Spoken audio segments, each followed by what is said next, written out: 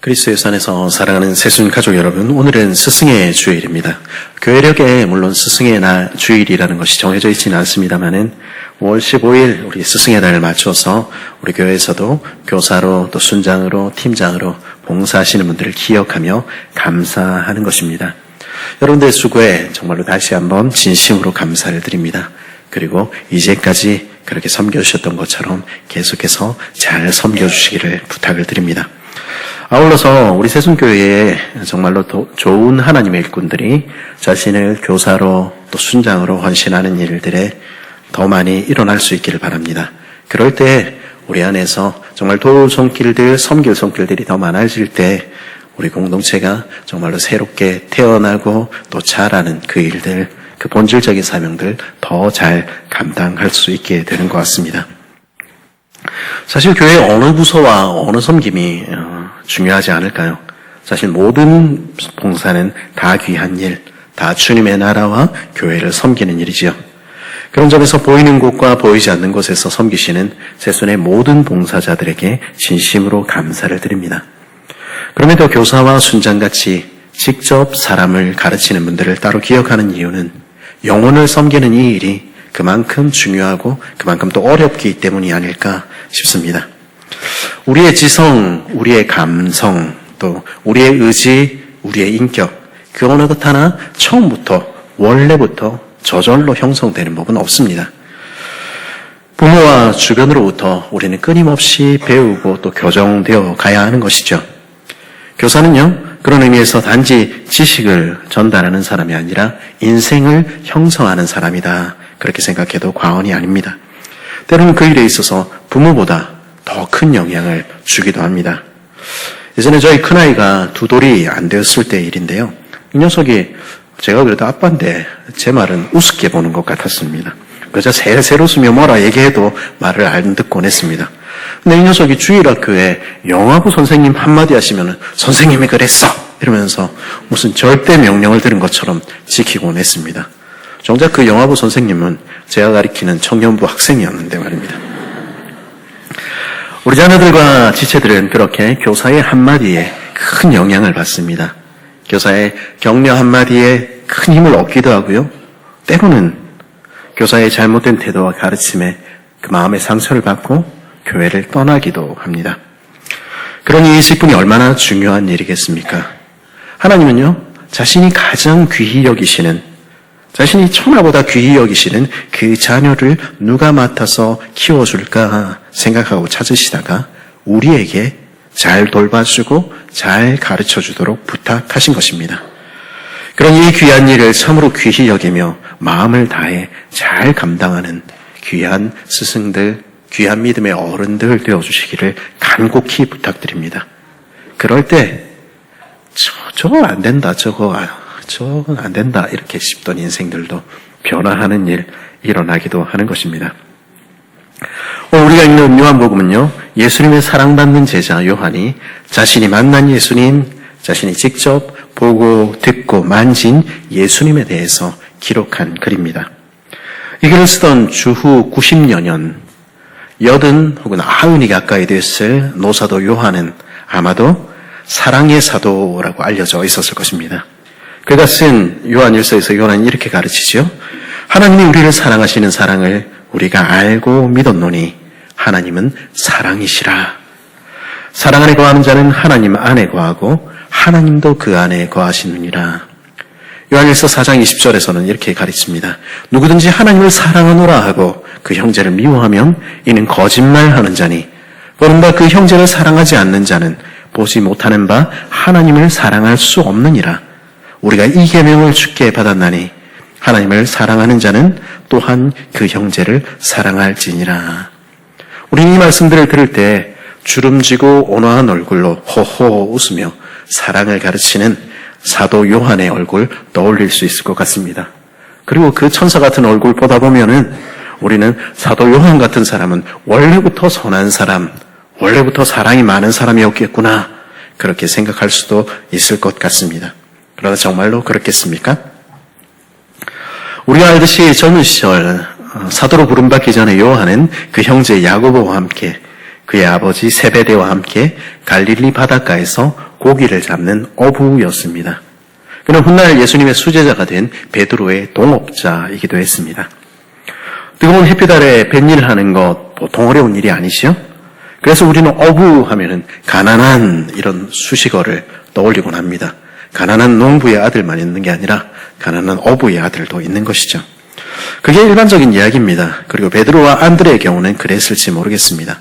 근데 이 사람 요한은 조금 사정이 달랐습니다. 마가복음 1장 20절은 이렇게 말하는데요.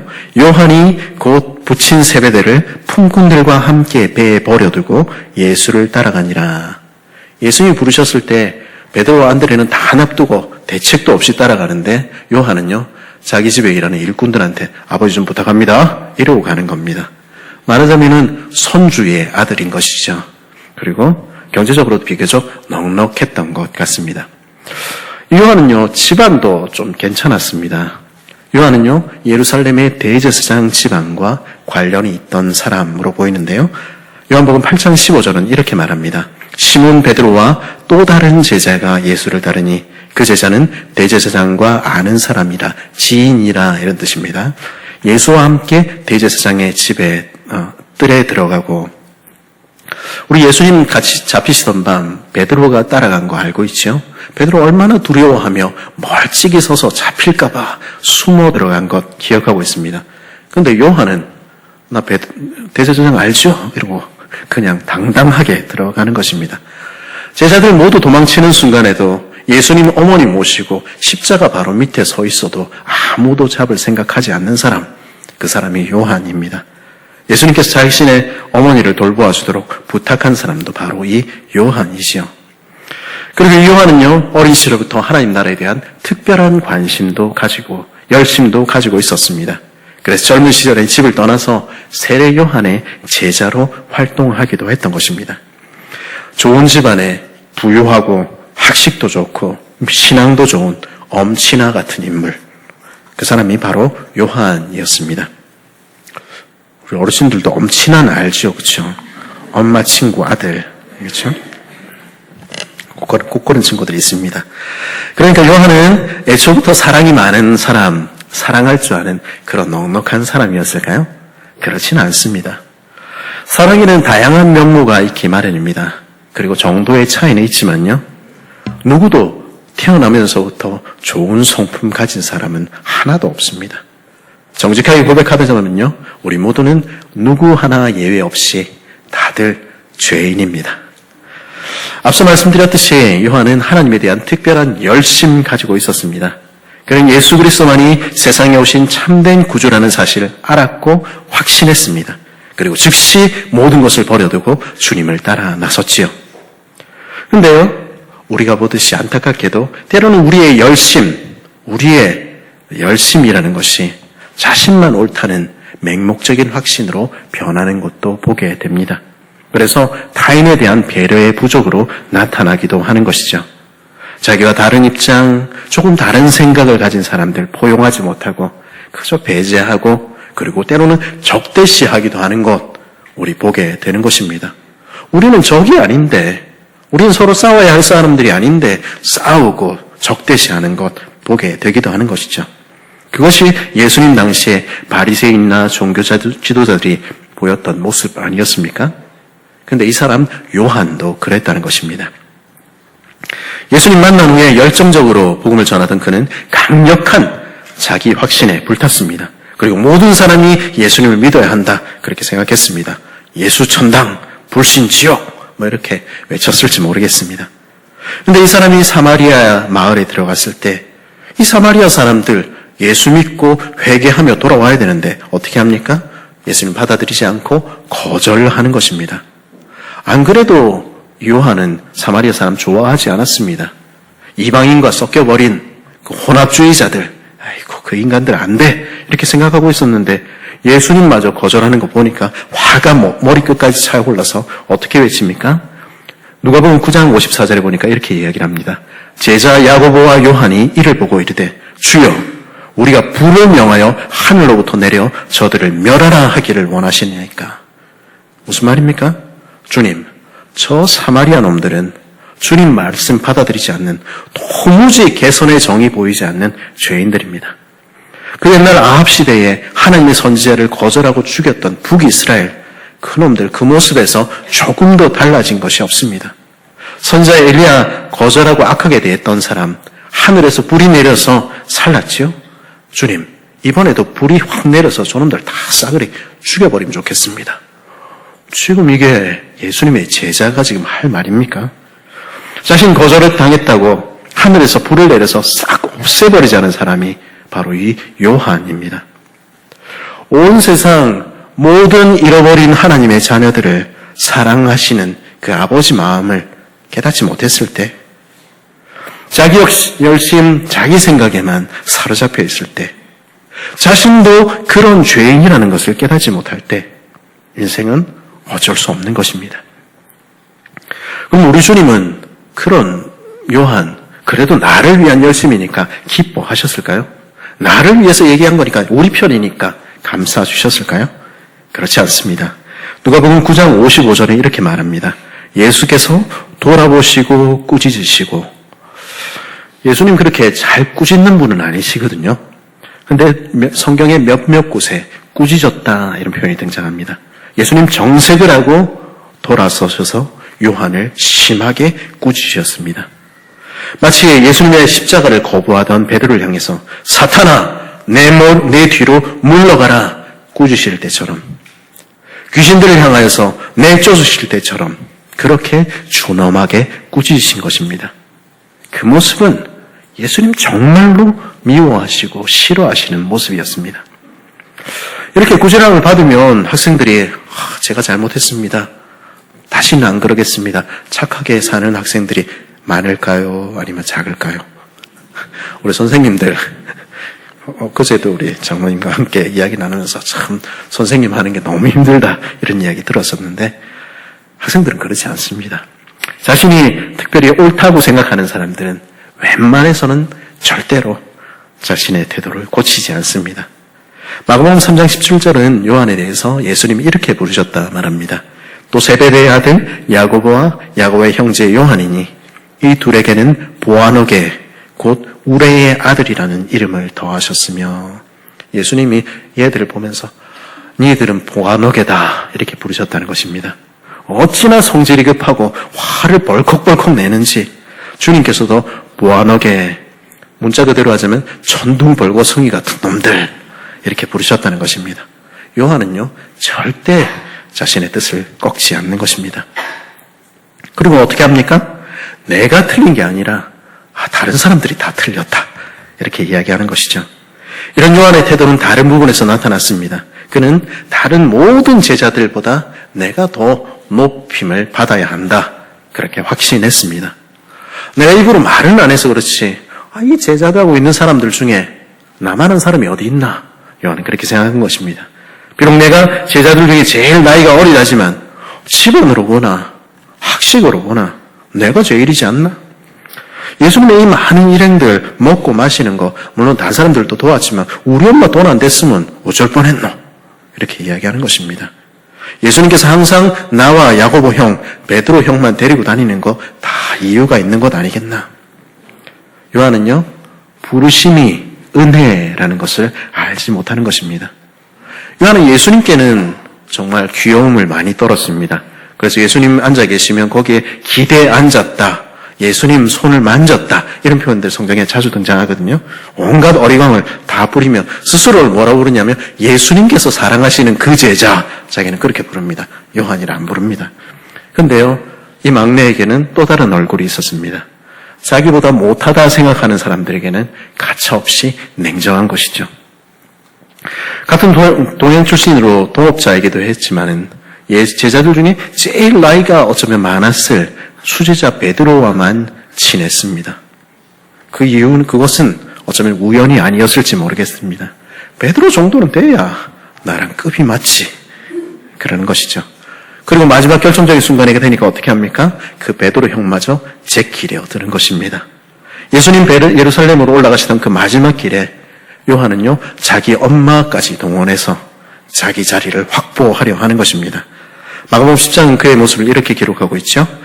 세베대의 아들 야고보와 요한이 주께 나와 여짜오되 선생님이여 무엇이든지 우리가 구하는 바를 우리에게 하여 주시기를 원하옵나이다. 이르시되 너희가 무엇을 하여 주기를 원하느냐 여짜오되 주의 영광 중에 하나는 주의 우편에 하나는 주의 좌편에 앉게 하여 주옵소서. 베드로 자리는 없습니다. 오른편 왼편 우리 형제가 차지해야 된다는 것이죠. 요한은요 좋게 말하면 야망이 있는 막내였고요, 나쁘게 말하면 지밖에 모르는 놈이죠. 자기의 그런 말과 태도에 다른 제자들이 어떻게 느낄지, 다른 사람들이 어떻게 상처를 받을지 아무 관심이 없는 것입니다. 말끝마다 하나님 나라에 대해서 이야기를 했겠지요. 실제로도 온갖 수고를 다했겠지요. 하지만 요한의 사고방식과 태도는 다른 사람 밟고서라도 나는 높은 자리 차지해야 되겠다. 다른 사람 상처 주어서라도 나는 인정받아야 되겠다. 세상 사람들하고 조금도 다르지 않았던 것입니다.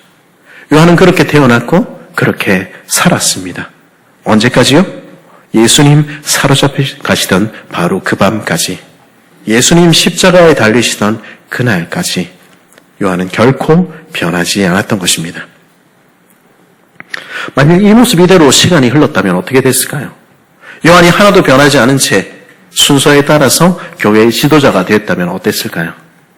요한이 있는 교회는요, 서로 높은 자리 차지하기 위해서 다투고 그 형제 자매가 실족해서 교회를 떠나게 만드는, 그러고서도 아무 문제가 없다는 듯이 서로 자기 잘난 맛에 사는 그런 교회 되고 말았을 것입니다. 수많은 거창한 말들은 존재하지만 거기 하나님 나라의 사랑은 존재하지 않았을 것입니다. 그리고 요한은 그렇게 없는 이만도 못한, 차라리 연자매 똘에 목을 매는 것이 나은 그런 사람 되고 말았을지 모르겠습니다. 그러나 예수님 잡히시던 그 밤에 있었던 일, 그 일은 요한을 그 밑바닥부터 바꾸어 놓았던 것입니다.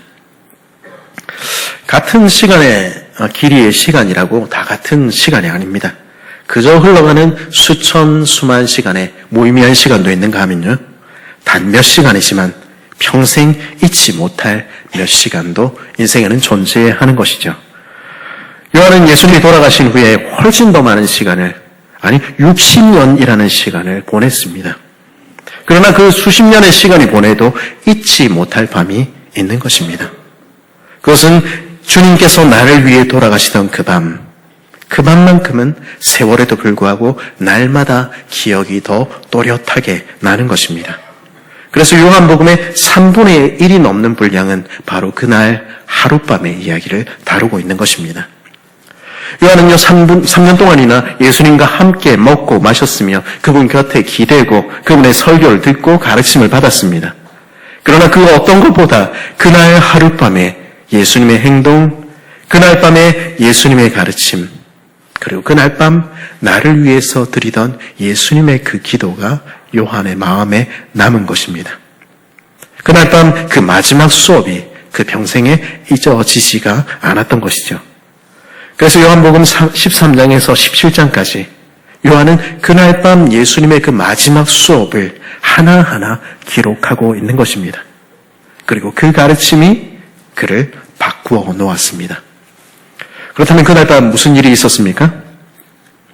요한은 그날 밤에 있었던 이야기를 이렇게 요약합니다. 우리 1절 말씀 같이 한번 읽어볼까요? 시작.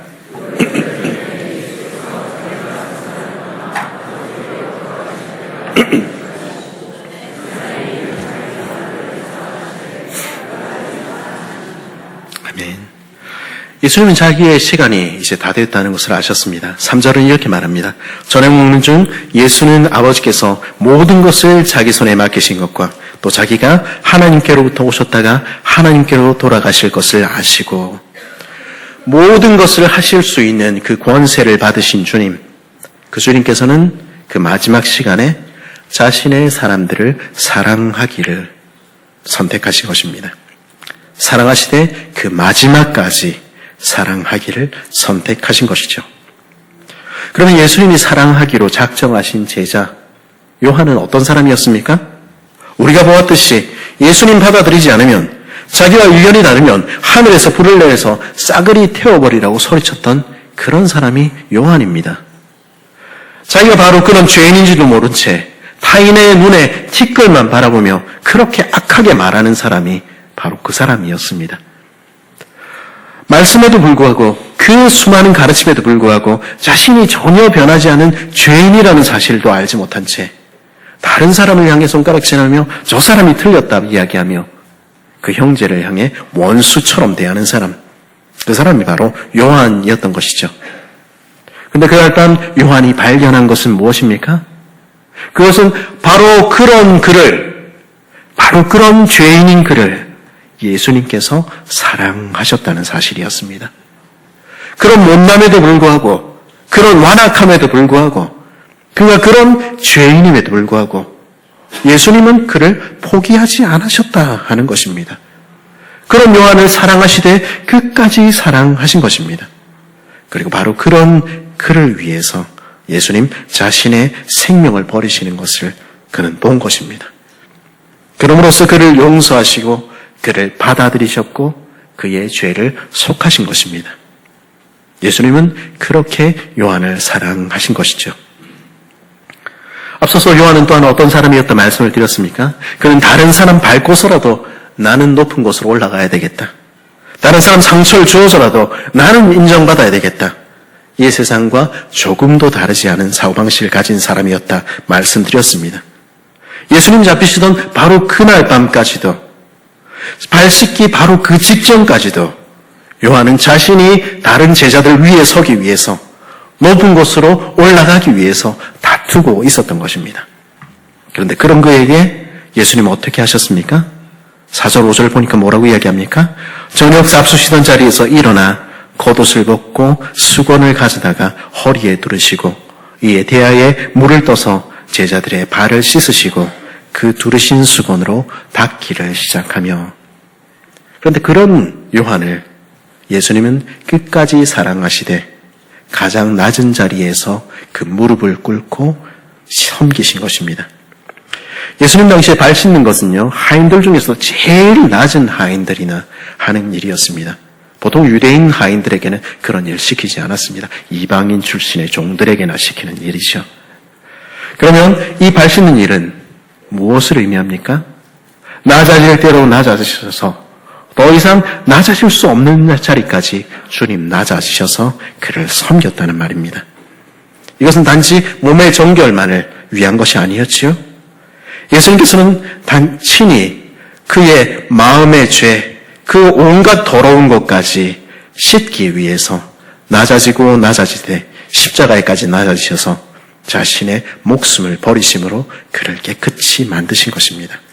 그 죄사함을 상징적으로 드러낸 행위가 바로 그 발 씻음이었지요.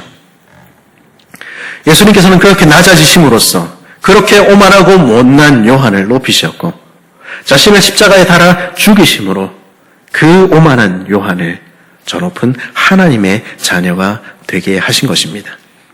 그 일이 요한이 그날 밤에 겪은 일이었습니다. 그리고 그렇게 낮아지신 주님께서는, 그렇게 악하고 오만한 요한을 위해서 자신의 생명을 주신 주님께서는 이렇게 말씀하신 것입니다. 우리 12절에서 15절 말씀 같이 한번 읽어보겠습니다. 시작.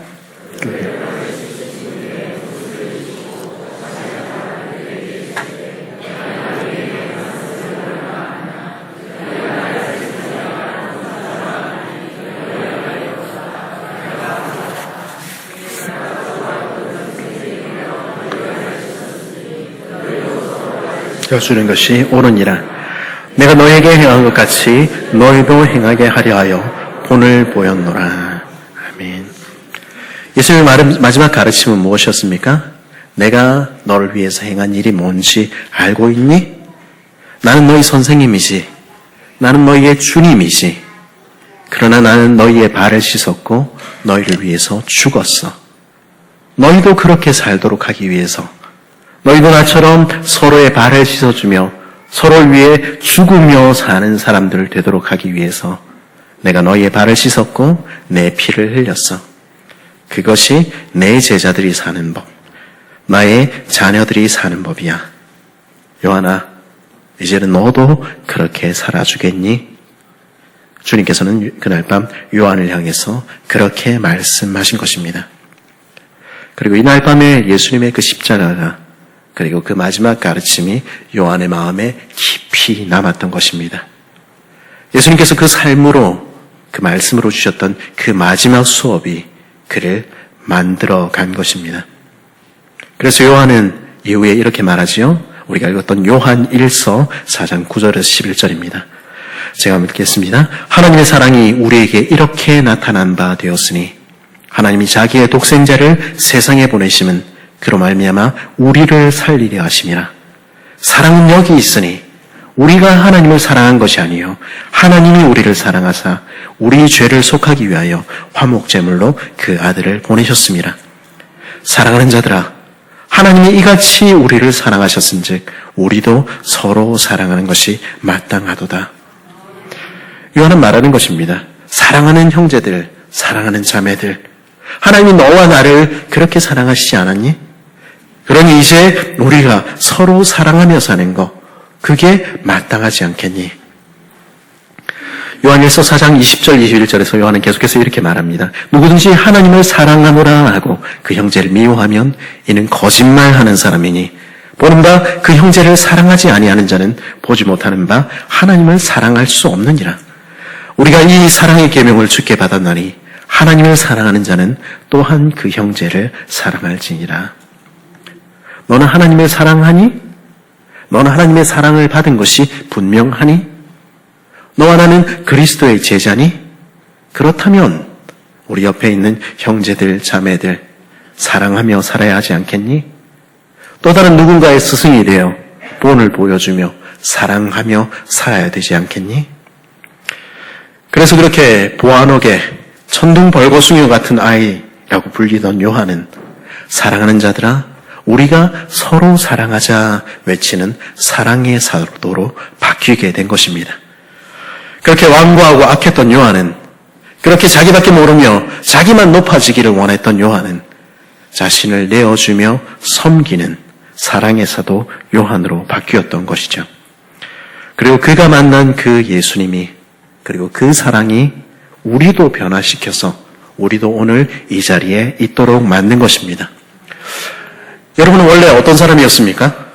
과거에도 이 정도는 됐는데 뭐 그런 착각을 하고 계십니까? 우리는 자기중심적이어서 자기가 원래 이 정도는 됐다 착각하고 살아갑니다. 나는 올챙이 시절이 없었어. 나는 원래 개구리였어. 그렇게 이야기를 하기도 우기기도 합니다. 그래서 뭐라고 얘기합니까? 나 때는 안 그랬는데 말이야. 요즘 애들은 빠져가지고 말이야. 그러기에 기록이 필요하고 증거가 필요합니다. 사실을 말하자면요, 과거에 우리 자신을, 저와 같은 학생을 제 앞에 갖다 놓는다면 감당이 안 되는 것입니다. 이 자식을 어떻게 해야 되나 열불이 터지는 것입니다. 우리 역시 요한이 그랬던 것처럼 완고하고 악하며 나하고 다른 사람은 미워하며 적대시하는 그런 사람들 아니었습니까? 다른 사람 밟고라도 나는 높아지려 하며 형제를 실족시켜서라도 내가 인정받는 것에만 관심이 있는 그런 모습이 우리의 지난날의 모습은 아니었습니까? 남들은 다 모르겠지만은 저는 확실히 그랬던 것 같습니다. 그러면 그랬던 우리가 조금이라도, 이만큼이라도 변화된 것은 무엇 때문입니까? 이런 우리를 끝까지 사랑하신 예수님의 사랑, 그 십자가의 사랑, 낮아지도 낮아지되 십자가까지 낮아지셔서 우리를 섬기신 그리스도의 사랑이 우리를 변화시킨 것입니다. 우리는 그 사랑을 어떻게 알게 됐습니까? 그렇게 악한 우리를, 그렇게 부족하고 모난 우리를 그리스도의 사랑 때문에 끝까지 참아주고 끝까지 사랑해준 누군가가, 혹은 우리의 부모님, 혹은 우리의 스승, 선생님들, 그리고 우리의 또 순장님들, 그런 분들이 계셨던 것입니다. 그리고 그 사랑이 우리를 변화시킨 것이죠. 주께서는 이제 그렇게 사랑받은 우리, 조금 변화된 우리에게 말씀하시는 것입니다. 사랑을 따르렴. 이제 너도 서로의 발을 씻어주렴. 너도 그렇게 끝까지 참아주며 끝까지 믿어주며 끝까지 사랑하는 누군가의 선생님이 되어주지 않겠니? 우리의 선생님께서는 우리에게 그렇게 요청하시는 것입니다. 그리스도에서는 사랑하는 새순 가족 여러분, 그리고 새순에 조금은 어른이 된 스승이 되어야 할 여러분, 스승은 단지 지식을 가르쳐주는 사람 아닙니다. 스승은요, 사랑하는 사람입니다. 우리는 사랑을 위해 부름을 받은 것입니다. 요한은요, 불을 내려 태우라던 보아너게에서 사랑의 사도로 변했습니다. 그리고 그 변화에는 예수님께서 잡히시던 밤 보이셨던 그 삶이, 그 선생님의 그 말씀이, 무엇보다도 그분의 사랑이 있었습니다. 그 밤 요한이 본 사랑이, 그가 경험한 바로 그 사랑이 그를 바꾸어 놓았던 것입니다. 무엇이 인생을 변화시킵니까? 여러분은 어떠셨습니까? 그리스도의 사랑이, 우리가 우리의 선생님들로부터 받은 그 사랑이 우리를 변화시킨 것 아닙니까? 이제 주께서는 우리에게도 그런 사랑 보여주기를, 그렇게 사랑하되 끝까지 사랑해 주기를, 서로 발을 씻음으로 섬기며 사랑해 주기를 원하시는 것입니다. 지금 교사와 순장으로 섬기시는 여러분, 그 섬김에 깊은 감사를 드립니다. 그리고 먼저 주님의 사랑을 받은 새순의 어른들이 바라기는 이전보다 더 많이 교사로 또한 순장으로 누군가를 섬기는 이로 헌신해 주기를 간절히 원합니다. 그렇게 우리의 다음 세대를, 우리의 자녀와 우리 형제들을 사랑으로 섬기는 참으로 그리스도의 제자된 우리 모두가 되기를 간절히 바랍니다.